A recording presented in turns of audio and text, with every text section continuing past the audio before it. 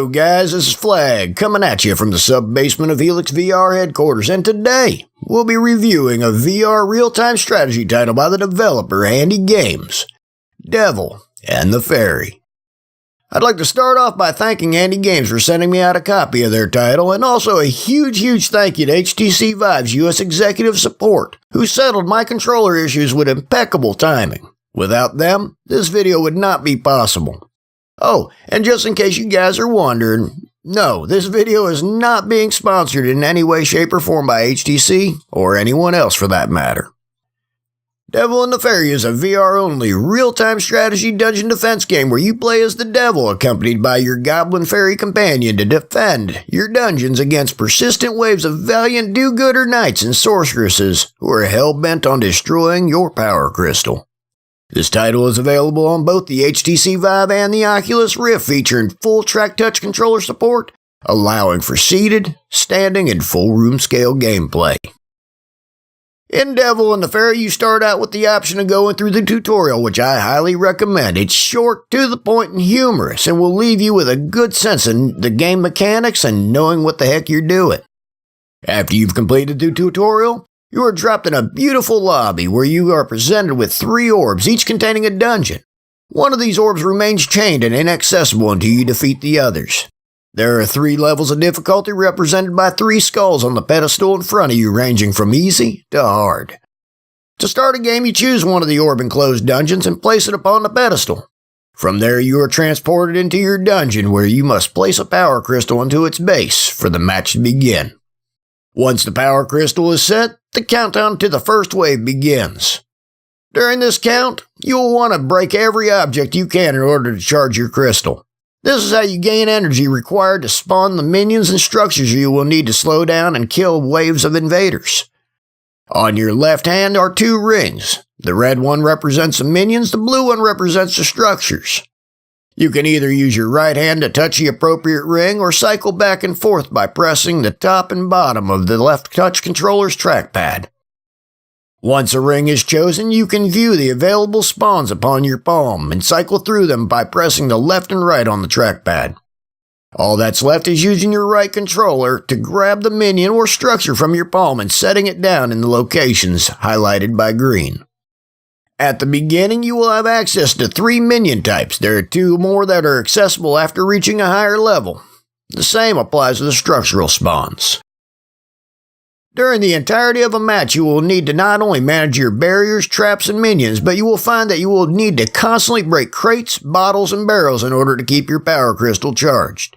Along with charging your crystal, these items randomly drop power-ups. These power-ups can range from a gold coin that gives your crystal that extra power boost to ice spikes, poisons, and explosives that you can toss upon enemies in order to slow them down or damage them. You can also use the breakable objects to slow down the invaders by tossing them at enemies, causing them to fall down. Now, this method does not appear to cause any damage to the enemy, but it does give you that extra moment to ready up those much-needed defenses before they reach your crystal. The end of a match can come in one of 2 ways, by either surviving all 6 enemy waves, or by defeat when the enemy destroys your power crystal. In both events, you are taken to a scorecard which is hosted by the Fairy, who will either congratulate you or cry. Here you will also be awarded experience points in various categories along with leveling up. Locomotion in Devil and the Fairy is done by grabbing the world and pulling yourself around. You can also use both hands in order to rotate. There is also the ability to change your size in relation to the dungeon by grabbing with both hands and pulling out to shrink or pulling in to grow. This feature is highly useful for being able to focus in on a single section of the map or to gain a bird's eye view of the entire dungeon. The graphics in this title are a hard mix between cartoony and realistic. This is implemented extremely well, giving the game exceptional visual quality.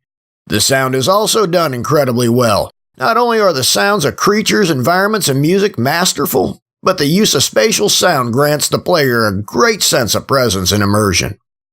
As far as bugs are concerned, there were only 2 that I had noticed during the 4 hours I spent playing. The first being rubber banding when simultaneously holding the world with one hand to move around while using the other hand to break objects. This didn't occur all the time, but it was still an issue I'd rather not experience. The other bug was found when zooming completely out of a dungeon. This resulted in the HMD going completely black with the exception of a small circle where I could still somewhat see the map above and below me.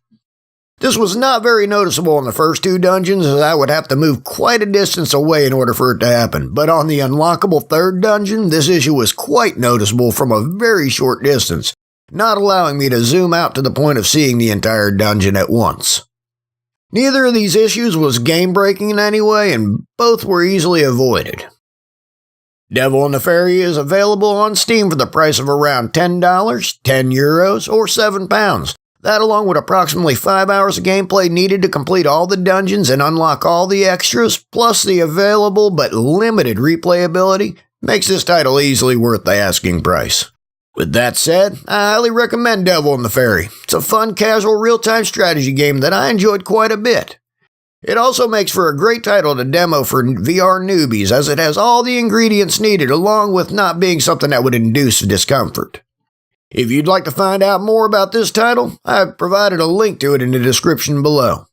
If you liked this video, please hit that like button. If you didn't, well, hit that other button. Also, don't forget to subscribe to us. It not only helps us to keep making videos like this, but it keeps you up to date on our giveaways, live streams, and other VR content. Also, don't forget to join our Discord channel. The link to it is in the description below. There you will find developers, get access to playtests, prizes, and more, along with being in touch with hundreds of VR heads to talk to and play games with. Oh, and we're there too. Well, guys, until next time, this is Flag. Heading back to the basement. See ya.